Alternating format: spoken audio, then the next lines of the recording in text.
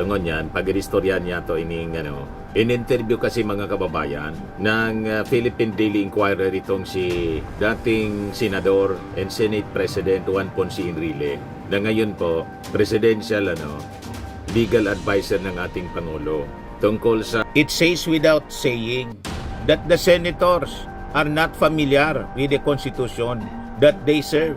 madaling sabi mga ignoramos, yung mga nakaupong senador, mga ignoramos. Kaya may mga suggestions po, may mga proposal, yung mga law experts na dapat mag-preside dito sa impeachment trial, apolitical, si Chief Justice. 1987 Constitution by the Chamber's leadership.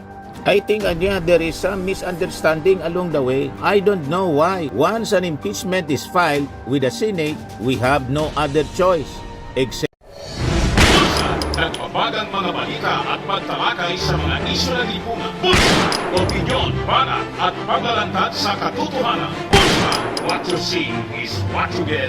You decide. Hello po mga kababayan, si Dante Maravillas.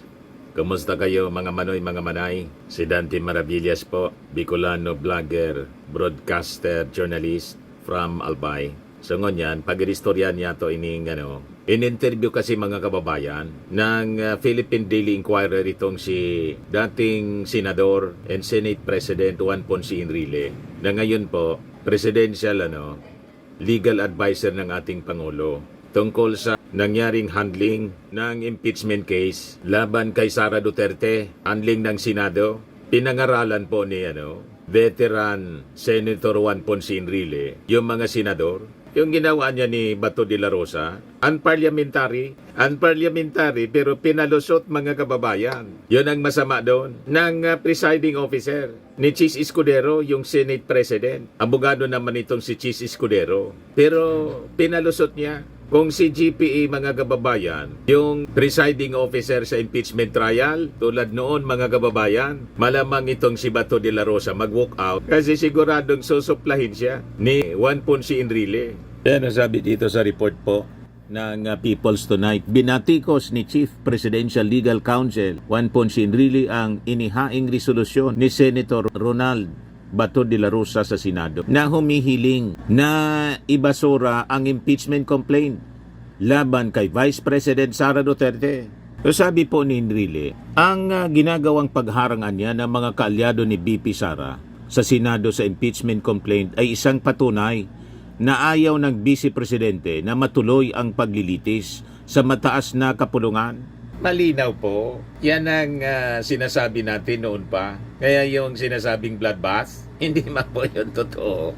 Cover ng totoong nararamdaman. Yung sinasabi ni Sarang, I want a bloodbath. Ngayon nga, ang latest mga kababayan na sabi rito, nagpa-presscon yung spokesperson ng Senado. Sige, ang papreskon nito po mga kababayan. Noong isang araw, si Chis Escudero na sige papreskon din. Imbes na yung tutok na sana, yung impeachment trial, naubos ang panahon nila sa papreskon na lang. Ngayon, sabi dito sa latest mga kababayan na papreskon, ayon kay Senate Impeachment Court, spokesperson Attorney Reginald Tongol, they are expecting the defense team to file a motion to dismiss when it answers the summons issued to Vice President Sara Duterte. Yung deadline ng kanyang pagsagot is on June 23. So inaasahan na daw nila na may motion to dismiss. Kaya yung motion to dismiss, una nang ginawa ni Bato de la Rosa na malamang sa malamang, yun naman talagang motion to dismiss. Advice yun ng mga abogado ni Sara na gawin mga kababayan ni Bato de la Rosa.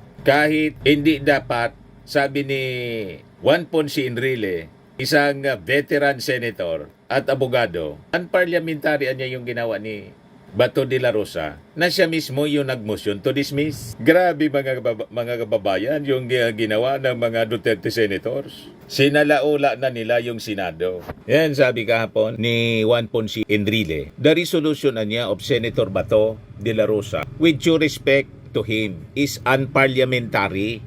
Sabi po ni Enrile, well, it says without saying that the senators are not familiar with the Constitution that they serve. Madaling sabi mga ignoramos, yung mga nakaupong senador, mga ignoramos. Ignoramos sa ating konstitusyon. They're not familiar niya sa ating konstitusyon. So sabi dito, ito ang naging tugon ni Chief Presidential Legal Counsel Juan Ponce Enrile sa isang panayam kahapon.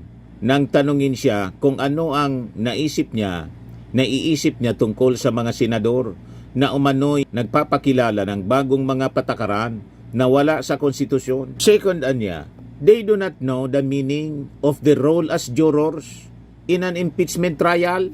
Mga judges sila. Pero ang ginampanan nilang papel, defense lawyer ng akusado, ganun katindi. Ito ang uri nating mga senador ngayon. Nakakahiya, mga kababayan. Gone were the days na yung mga occupants ng Senado po, mga respectable and brilliant senators. Ngayon ang mga nakopo, mga kulto na. Sabi ni Laila de Lima, ano anya kayo? Korte o kulto? Tanging kulto ni Digong po? Kulto ni Sara Duterte? So sabi dito, a veteran of 2 impeachment trials, former Senate President Juan Ponce Enrile, as a piece of advice for senator judges once the trial anya of Vice President Sara Duterte goes into full swing. No talk anya, no mistake. With due respect to them, my first advice is to keep quiet and then go on to the session hall during the trial. Sit down and listen to the proceeding. Listen to the presentation of evidence. Sabi po ni Enrile, wala nga silang paki sa presentation of evidence kasi nga po, ang motion ni Bato de la Rosa is to dismiss the impeachment case na dapat hindi siya po yung gumawa.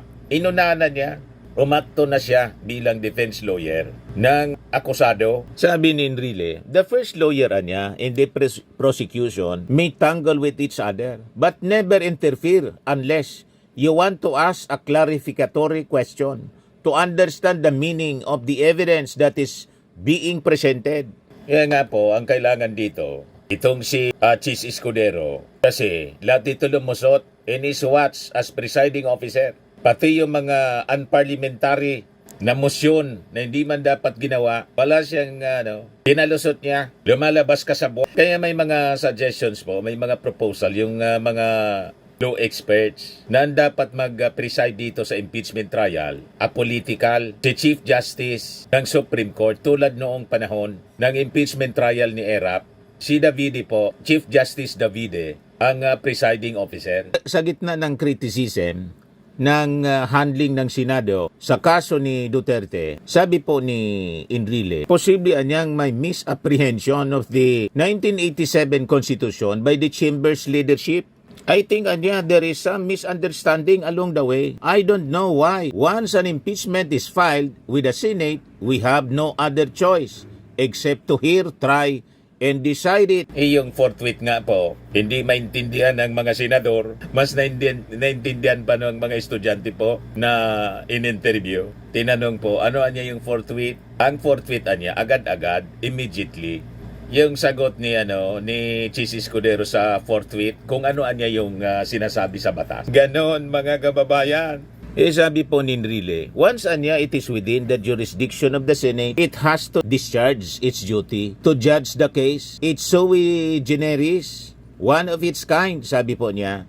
I do not know whether they changed the rule, sabi po ni Enrile. Adding, the Constitution niya is very clear that you must forthwith try and decide. Of course, when you say try, you must hear the evidence and then decide whether to acquit or convict. Ganon po ang ginawa ng Senado after na i-transmit sa kanila yung impeachment trial, in-adjourn, nagbakasyon ng 4 months. Pagkatapos yung ginawang schedule niya ni Chis Escudero, June 2, ginawa pang June 11. Ganon ang pagkaintindi, mga kababayan ni Chis Escudero ng forthwith. Ito po, yung interview ng Inquirer. The House did its function. They conducted hearing, they found something wrong. You may not agree with them, but they found out and they submitted to the Senate for resolution. The Senate is supposed to do its job with reasonable speed. What the Constitution says, forthwith. Anybody can understand that English. And they did not do it. They tarried and then dilly-dallied. And worse, they turned it back to the house and commanded the house, which is improper and parliamentary, to do something that they have done. You must give a presumption of regularity to the other house. You cannot demand or command the other house, Malinaw. which is your co-equal. Do you agree with the way the Senate Impeachment Court is handling the case of Vice President Duterte when in terms of the pacing, in terms of the manner they are resolving? I do not know whether they've changed the rules. But the Constitution is very clear that you must forthwith try and decide. Of course, when you say try, you must hear the evidence and then decide either to acquit or to convict. And the conviction is not to punish. The punishment is removal and disqualification to hold public office, but not jail. I don't know whether they have changed the rules. We never had the experience or precedent what they have done now. Sinalaula po yung proseso? Return the impeachment Sinadya talaga po? to the impeaching authority, which is the House of Representatives. I do not know whether they have changed the process, but in those two cases, when the impeachment complaint was sent by the House as an impeaching body under the Constitution was made. The process was the Secretary General of the Senate sends it to the Committee on Rules, which is actually headed by the Majority Floor Leader. And on the first calendar day, the Committee on Rules places the impeachment complaint in the calendar of business for first reading. And during that first reading, the plenary session of the Senate sends it to the proper committee to conduct the necessary preliminary processes to prepare for the trial and hearing and decision of the Senate jurors.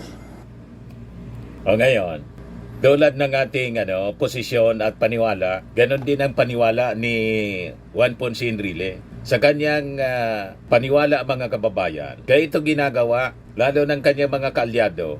At ngayon nga ang latest na balita, sabi ng spokesman ng Senado, they're expecting na yung mga abogado ni Sara magpa-file ng motion to dismiss. Tulad ng ginawa ni Bato de la Rosa. Ayaw nga niya, sabi ni GPA, ni Sara matuloy talaga yung impeachment trial. Sabi na. Pakinggan natin si Juan Ponce Enrile, mga kababayan. Frankly, I think there is a semblance, this is my opinion, that Sara does not want to face an impeachment trial. So that's your view. So, That is my opinion. but that's from the perspective of VP Sara. How about the senator judges? Because they have a duty to perform, right? The trouble with that is that the Congress of the Philippines will put the Constitution on a very peculiar situation. it, they are now locked into an impasse. Now, who can unravel that? Either you go to the Supreme Court, if there is a case, and get an interpretation. But to me, there is no need, because we have the precedents of Erap and Corona's impeachment. And the resolution of Senator Botu, with due respect to him, is unparliamentary. You can dismiss. You cannot move to dismiss a case. You cannot even do that in a bill coming from the House, changing the name of a street or a cup or whatever. Yun, malinaw mga kababayan, yung naging paliwanag ni Juan Ponce Enrile. So mali-mali yung ginawa ng Senado. At yung laging naririnig natin kay Chis Escudero na pumunta sa Supreme Court na niya, yung may reklamo, magfaila niya kayo sa Supreme Court. Sabi ni Juan Ponce Enrile, hindi naman niya kailangan, pero pwede niyang i-challenge sa Supreme Court. Pero hindi na kailangan niya kasi may precedent na yung impeachment ni Erap. Unless niya, hindi ko alam, baka binago na nila yung rules. Nagsarili, mga kababayan, ng rules yung Senado para mag-fit sa pangangailangan ni Sara. Kasi si Sara, mga kababayan, sa tingin, paniwala ni Enrile, tulad ng ating paniwala, ayaw niyang matuloy ang impeachment talaga. Kasi sabi nga ng mga analyst po, napakalakas kasi ng ebidensya. Lalo yung mga bank accounts pag nabuksan, mga kababayan, doon mamimilipit si Sara Duterte. At yung mga kalyado ni Sarang mga senador, mahirapan na i-acquit. Kaya ang game plan, sabi nga natin, dapat hindi matuloy. Yun ang objective. Walang presentation of evidence na mangyayari. Walang impeachment trial para walang mailatag na ebidensya na maglalagay sa alanganin sa mga senador na kalyado. Mahirapan silang i-acquit. Kaya si Sara Duterte po, ang kinuhang mga battery of lawyers. 16-man battery of lawyers. So ang ibig sabihin, kumuha siya ng napakagagaling na mga abogado kasi nga po, mabigat yung mga ebidensya. Kaya dapat bigatin din ng mga abogado. O ito, pakinggan natin yung press con ngayon na Senate. Yung spokesman nila, si Attorney Reggie Tongol. The Senate Impeachment Court has accomplished more in 1 week. As you have noticed, we have already convened as a court, which is the most important thing. This means that the impeachment proceeding is already continuing. We also issued the summons to the Vice President as the respondent, and also we issued orders for compliance for the House of Representatives, including the issuance of orders affirming the application of Resolution 39 or the Senate Rules on Impeachment and the supplementary rules that will apply in the impeachment process. We also received on Monday the notice of appearance ad cotelem from the defense lawyers of the respondents. So all of these things we have accomplished in 7 days. So when you see it, there is no foot dragging that has been happening or has been claimed by the parties. We have been expecting the communication from the House of Representatives and the House prosecutors. Anong walang foot dragging? Na 4 months na nga yung lumipas. Pati nga yung pagsumpa, naging retail, tingi-tingi.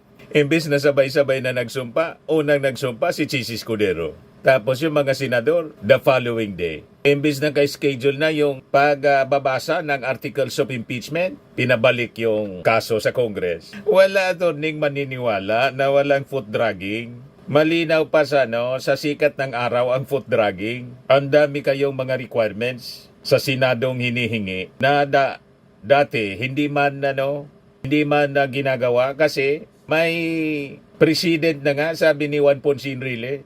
Sabi ni Johnny, hindi ko alam kung binago na nila yung rules. As to the compliance that they have been talking about in the press conference and media releases that they have been doing for the past 3 days, But as of now, 7 days have passed and there is no such formal notice or compliance that has been filed with the impeachment court. And as you can remember, there has also been a notice of appearance that was filed by the House prosecutors last February. However, this has been filed with the Senate as a legislative body. There has been no convening yet by the impeachment court at that time. So I think there has to be a need for them to refile that notice of appearance for Kita ninyo, pinapaulit, i-refile daw. Malinaw na delaying tactics po ginagawa ng Senado. Kaya dapat talaga, i-abolish na lang itong Senado po. Unparliamentary, sabi ni Juan Ponce Enrile. Yung mga hindi na man dapat nila ginagawa, yun ang ginagawa. Nag-aktong abogado, juror ka niya, tapos gagawin mo yon. Balikan natin si Johnny. The senator judges to conduct the trial, but we're seeing, for instance, Senator Bato de la Rosa, he already moved to dismiss the impeachment case of Vice President Duterte. So, should he inhibit himself or recuse himself from the trial? A senator who shows his bias and partiality, I think can be censured even by his chamber if they want to censure him. But that is a no-no. And I do not know, this is the first time that a senator had the temerity to ask for the dismissal of an impeachment case. Pag sinabing temerity po, kakapalan ng muka para gawin ang ganong motion. Mayroon siyang lakas ng loob, kapal ng muka. Yan ang ibig sabihin ng temerity. Nagawin ang ganong ori ng bagay na sabi niya, that is a no-no. Kasi judge ka. Ayan sabi ni Johnny Ponce Enrile, mga kababayan. I'm not sure of the answer to that question. So, Senator Enrile, what goes through your mind when you see these senators introducing new rules that you mentioned are not in the Constitution? Well, it says without saying that they're not familiar with the Constitution that they should. Madaling sabi, mga ignorante. Hindi hindi alam kung ano yung sinasabi ng konstitusyon. Yan ang ating mga senador ngayon. Nakakaya talaga po. Kaya-iya. Mga kababayan, yung ating Senado ngayon, yun lang makita mo si Amy Marcos. Pagkatapos si Robin Padilla, kasama yung akusado sa Kuala Lumpur. Talagang kawalang hiyaan na po. Lantaran na kawalang hiyaan. Tapos si Robin Padilla pa, during the session ng Senado, nagsabi pa sa media, sunugin mo na niya ako kahit sunugin mo ako ngayon. Mangangamoy Duterte ako. May ganon mga kababayan na uri ng mga senador. Balikan natin ito. the impeachment court to be notified.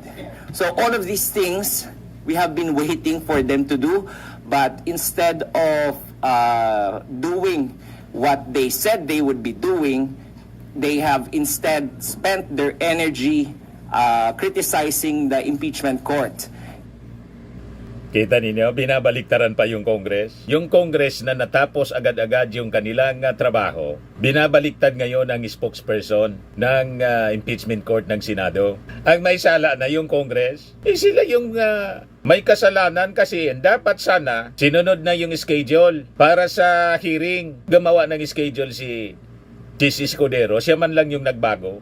Pagkatapos, imbes pag-usapan na, ibinalik pa yung articles of impeachment sa Congress. Pagkatapos, ituturo nila yung Kongreso sa delay. The same narrative ni Chis Escudero. Laging tinuturo po na nag-delay po yung Congress. Pinupuan daw ng 2 months. Isabi nga natin, 2 months sa Congress, sa inyo 4 months. Alin ang mas na malala? And this is the first time that I have seen litigants question the court. And for lawyers like us, and I know the new spokesperson, Attorney Buko, is a very experienced litigator as well. So I suggest that they just spend their energy to doing what needs to be done, what needs to be filed, as they say that they will file, and instead of attacking the credibility of the impeachment court. Sir, Hindi na kailangan i-atake yung credibility ng impeachment court. Kasi yung credibility ng impeachment court, ang sumira, yung mga senador man lang, sila ang sumira ng credibility ng impeachment court. Si Bato de la Rosa, si Chis Escudero, si Robin Padilla, si Amy Marcos, si Alan Peter Cayetano. Buti na lang nga may natitira pang 5 matino sa Senado. The rest, wala na po. Kaya ang tawag ni Father Flavio Villanueva, 18 mga Judas Balasubas. You see? Attorney Bukoy, sa press con kahapon sinabi niya hindi na kailangan ng affirmation ng 20th Congress dahil nakalatag naman yung articles of impeachment. Yun muna sir. So wala nang kailangan daw na reso for affirmation ng 20th Congress. Yun yung pananaw nila. As you can read the order of the impeachment court, ang nakalagay po doon, technically, no, hindi talaga siya affirmation or attestation. Ang nakalagay lamang po doon, communication from the 20th Congress. But how does the 20th Congress officially communicate to the upper house, which is the Senate acting as an impeachment court? Of course, should be the formal communication that we're used to, such as the passing of a resolution. Or however it is that they want to do it, like for example, file again signed resolution from all of the majority of the House of Representatives, congressmen. So these. Ang sabi ni po ng veteran legislator po at Senate President, presiding officer for two impeachment trials, si Johnny Ponce Enrile, hindi man dapat yon ginawa ng Senado. Dapat may presumption of regularity na yung ipinasa, the renouncement na impeachment, articles of impeachment, sumunod sa requirements ng batas. Dapat may presumption of regularity. Yan sabi ni Johnny Ponce Enrile. Alangan man mas magaling pa kayo dito sa brilliant veteran lawyer and Senate President, well experienced. Ganon din ang sabi ng mga deans ng mga eskwelahan, law deans, constitutionalists, and mga justices. Pati si Renato Pono, dating Chief Justice. Ganon ang mga sinasabi. Alangan mas magaling pa kayo. Mas magaling pa si Chis Escudero kay Renato Pono. Kaya nga Chief Justice yun. Halinaw po na gumagawa yung Senado ng rason para i-delay ang impeachment trial laban kay Sara Duterte. The official communications that has been for them to comply, and the impeachment court has been waiting for. But the 20th Congress, of course, we need to wait for the creation of the 20th Congress until it is born. So you stand by kailangan? It's up to them whether or not to comply or not. But again, this is the order of the impeachment court, and any lawyer worth his salt and any litigant for that matter should comply first before you complain. Sir, sabi niyo 7 days has passed, wala silang nasasubmit sa inyo, and particularly there is a need to refile notice of appearance. Paulit-ulit na lang. So are you saying sila yung nagdadrag, sila yung nagpapatagal, dahil hindi sila ng kahit ano? As I Paulit-ulit said, pa? actions speak Yung louder requirement? than words. Ating mga abogado, mas matimbang po ang ebidensya kesa sa mga salita. So tingnan na lamang po natin ang ebidensya. Ano po ba ang kanilang mga na-file na? Kahit po yung pagpapareceive nung ordinary notice of appearance lamang po ng depensa ay hindi pa po nila na-receive. Kung prepared na po sila mula pa ng Pebrero, katulad ng sinasabi ni Presiding Officer na what we have to do during this interim time that we are waiting for the convening of the court is to prepare. The Senate has already prepared for these matters. That's why merong nag-receive nung entry of appearance ad coetam nung defense lawyers. Pero sa kanila po, kahapon na itanong sa kanila kung bakit hindi ni-receive, imbis na sagutin po nila, hindi po nila sinagot. Dinivert po nila yung attention at sinabi na wala namang epekto o wala namang ganong mabigat na prejudice na mangyayari kung hindi nila i-receive. Kung ready po, dapat na i-receive. Dapat may opisina na itinalaga para mag-receive po. So it seems na hindi po yung impeachment court yung unprepared. Isa na lang for me, Attorney Bukoy pa rin, sabi niya kung makikita raw ng dating komposisyon ng Senado, yung ginagawa ng Senado ngayon, ikakahiya daw. Iba yung komposisyon noon, umaani ng respeto, walang patosyada. Ngayon yung actuation nila, maraming patosyada. Ibabalik ko po, kapag kami po ay magkalaban ba o nasa ordinaryong korte, gagawin po ba yan at tatanungin pa rin po ba yan ni Attorney Bukoy sa media? Ganyan po ba ang pagkikriticize ng isang abogado sa isang korte? So, kung ako po, ikang sagot doon, hindi, then dapat hindi po ginagawa yung ganon. Kasi ano po ba ang motibo para i-criticize po ang impeachment court? You might not agree with the actions of the court, but it is still the court that has been vested by the Constitution with the power to solely try and decide impeachment cases.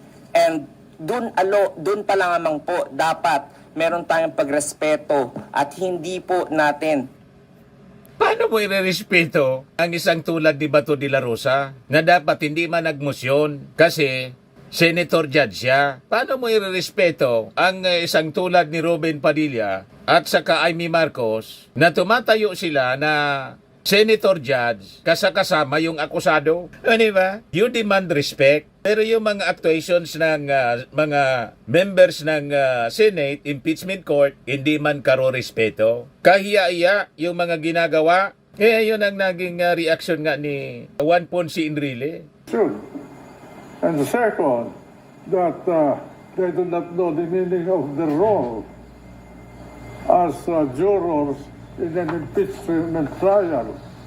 Oh, you They are see? not there to legislate, which is a matter of debate. They are there as juries, as judges, to listen to the evidence and to form a conclusion in their mind regarding the weight and gravity of the evidence presented against the respondent. Now, that means there is something wrong with their understanding of the role. Paano hindi siya makriticize yung Senado? Binalahura yung proseso? Pakinggan na lang po ninyo ang mga commentaries ng mga best minds, legal luminaries. Walang kumampi po sa Senado. Di ba? Ang ibig sabihin nun, yung mga best minds na po sa legal profession ang nagsasalita. Mga abogado ng Ateneo, University, ng UP, ng Tilconsa, ng IBP, mga law deans, mga kababayan na nagsasalita. Walang kumampi sa mga pinagagawa ng Senado ngayon. You see? Kaya nasira po yung imahe ng Senado dahil sa kanilang kakakakampi kay Sara Duterte. Na kung sa paniwala mga kababayan nila, walang kasalanan, di ituloy dapat yung trial. Ilatag yung ebidensya, di i-acquit nila. Bakit ganito? Dinadrag ng todo mga kababayan yung impeachment trial. At ang sabi, they're expecting na may magpa-file from the defense ng motion to dismiss. Inunahan na po ng motion to dismiss ni Bato. Malamang yung motion to dismiss na ipafile tulad ng argumento kasi galing din doon sa abogado ni Sara yung naging motion ni Bato na dapat hindi niya yung ginagawa kasi juror siya, judge siya, senator judge. natanggal ang kredibilidad ng korte. So ano po motibo nila by criticizing the court? Dapat po yung energy po nila na pagkikriticize sa korte ay ginugugol nga po nila doon sa kanilang kalaban dahil hindi po nila kalaban ng korte. Ang kalaban po nila ay yung kabilang part. Ang problema pa, no, yung korte, hindi man nag-aaktong korte, nag-aaktong defense panel. Paano hindi i-criticize? May karapatan na i-criticize ang korte ng prosecution panel pati ng publiko kasi hindi ginagampanan ng impeachment court yung dapat na trabaho niya. Yung forthwith pa lang, hindi niya nagawa. Napakalinaw po, attorney. Huwag kami. Pero anyway, binabayaran ka lang kasi ng impeachment court. Wala kaming magagawa. Kundi siyempre, trabaho mo yan, idepensa mo. Yung defense po. So, sabi niya po, formidable yung at mga respetableng mga abogado po yung nasa defense team. So, paghandaan na lamang po nila. At yun yung awayin po nila at wag po yung impeachment court. Attorney, may mga nag-oppose dun sa sinabi ni Presiding Officer Chis Escudero na walang limitation yung pwedeng gawin at pagdesisyonan ng impeachment court. Sabi nga ho ni Senator Coco Pimentel, the mere fact na nag-oath sila bilang senator judges, may mga sinusunod sila na impeachment rules dun pa lamang, it means may limitation yung pwedeng gawin ng impeachment court. Meron pong limitation naman po ang impeachment court. Unang-una po, yung nakasaad po sa konstitusyon, no? Alam po yan ni presiding officer. But I think he is more of talking in the context of doon po sa mga bagay-bagay na hindi po nakaspell out ng detalyado sa konstitusyon po natin. So, una po, ang limitasyon sa Senado, yung pagboto dapat ng mga senador, dapat 2/3 of all the members. Pangalawa po, yung ipapataw po na penalty po, hindi po pagkakulong, hindi rin po civil liability, kung hindi pagkatanggal lamang. Alam namin yan, ang minimina limitation. Kapag ikaw impeachment court, huwag kang tatayong abogado ng defense. Yan ang limitation. Di ba? Hindi ka pwede. Under the rules. Hindi ka pwede. Hindi ka rin pwedeng mag-motion to dismiss. Talaga itong si Attorney Sablay. Po at saka perpetual disqualification. The Senate cannot impose more than that. Yun po yung mga limitasyon ng konstitusyon at saka po nakalagay doon na kapag nag-implement po o nagpasa ng rules ng Senate impeachment court, yun po ay isang self-regulatory or self-limiting na limitasyon sa Senado po. So yung mga konteksto pong yun, yung mga pinupunan po nung mga pag-adapt ng supplementary rules ng rules of court po, yun po yung mga limitasyon na inimpose ng impeachment court upon itself. However, there are matters such as, for example, yung question po kung pwede po ba mag-refer back ang Senate Impeachment Court doon sa House of Representatives po. Medyo vague po doon at ambiguous. Nakalagay po sa Rule 9, Section 1 ng Rules of Court. Pwede pong tingnan ng isang hukom ang kanyang jurisdiction doon sa isang kaso pag nakafile sa kanya kahit wala pong nag-motion na party. So ang tanong po dyan, mag-a-apply po ba yon o hindi? So dito po sa nangyari sa ating impeachment court, in-apply po in a way ng Senado pero hindi po dinismiss. So ininterpret niya po yung konstitusyon base po sa kanyang kapangyarihan na to be the one to solely try and decide the impeachment cases. Ayon po yan doon sa Supreme Court decision din na Manila Prince Hotel versus GSIS. Ako po, hindi lamang po ako nagsasabi dito ng mga sound bites po sa inyo.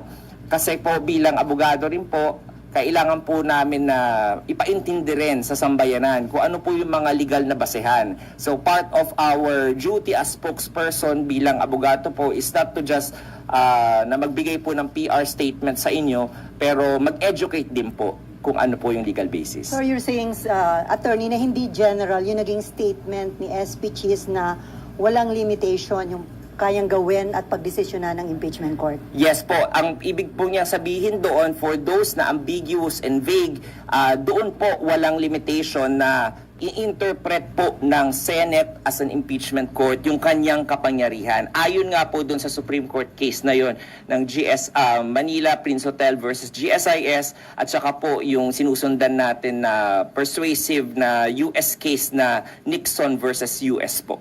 Hi, sir. Meron ho siyang advice sa senator judges once na mag-full swing na yung impeachment trial. Sabi niya, with due respect to them, my first advice is to keep quiet and then go to the session hall during their trial, sit down and listen to the proceedings, listen to the presentation of evidence. So, may plano ba si SP Chis bilang presiding officer na i-advise din yung mga senator judges ng ganito? I think for the meantime po, no, hinahayaan nga po yung malayang paglalayag ng mga opinion ng mga senator judges kasi wala pa po tayo doon sa merito ng kaso. Pero nakalagay po doon, tama po si Senate President, former Senate President Enrile, na meron po talagang ganong basehan sa Senate rules, which is yung sinasabi ko pong Rule 18 po ng Senate rules. And when I confronted the presiding officer at the time about that rule, sabi niya po, wala pa naman tayo doon sa presentasyon ng ebidensya at nandun pa lamang tayo sa mga preliminaries na tinatawag So, I think for the meantime po, okay lang po para mapagdiskusyon nating lahat kung ano po yung mga interpretasyon ng Senado at saka ng mga constitutionalists at mga legal framers about mga ambiguities po sa pag-exercise ng Senate impeachment court ng kanyang kapangyarihan. So, attorney, kapag nagkaroon na ng impeachment trial, possible na may obligasyon si SP Cheese bilang presiding officer na mag-impose ng gag order? That is always a possibility. Kaya rin po, for the first time po, I tried to research yung tanong nyo kung ako ba yung unang spokesperson ng impeachment court. Parang opo, no? So, by doing that, by appointing me as the spokesperson, malamang po, doon po tayo papunta sa pag-i-implement po ng Rule 18. But of course, it's up to the presiding officer at that time. We can only hazard a guess as of now. Pero we will cross the bridge when we get there pag nag-umpisa na po yung pagprepresenta ng mga ebidensya. Ayan po ang mahabang kwento. Kwentong nakakainit ng ulo. Kasi alam natin, kitang-kita naman po, talagang dinidelay. At ang objective ay iisa, hindi matuloy ang impeachment trial, hindi mailatag ang ebidensya, palusutin si Sara. Firmax Framing and Lifting Cream, pinapahid po sa mga pulses in affected area. Mainam po sa paninigas ng mga kaso-kasuan. Ito naman po, Automax Radiant Serum. Sa mukha naman yung application, anti-aging po siya. You will look 10 years younger than your age. Sa mga cancer patients naman po, baka lang gusto ninyo itong itry. Neng siya red mixed fruit drink. Hindi mo po siya gamot, food supplement siya. Kaya lang, gawa siya mga kababayan sa goji berry. Yung goji berry, may anti-cancer properties. O ngayon, yung mga inquiries ninyo, dumiritso na lang kayo sa aming messenger sa Facebook para masagot namin agad. Ayos pa? Ayos na ayos niya, Mr. Maravilla. But anyway, ito po pala yung aming bagong product na binibenta online. I am worldwide amazing pure organic barley powdered drink mix from Australia. Negosyo to ng aking anak na architect entrepreneur Riz Maravillas. Ayan po. Kontakin na lang po ninyo siya, Riz Maravillas on Facebook. Ang mga health benefits niya, boost immunity, improves digestion, enhance energy levels, packed with antioxidants, prevent cancer. Sa mga naghanap po ng malinis and spacious fitness gym, pumunta lang po kayo sa aming Colossal Fitness Gym. May Grab ka rental din po kami. Ito naman po yung bago naming product na binibenta online. Eye Glow Serum, whitening po siya. Tingnan ninyo yung epekto sa aking anak na architect before and now. Yung mga inquiries po ninyo, dumiretso na lang kayo sa kanyang Facebook account, Riz Maravillas.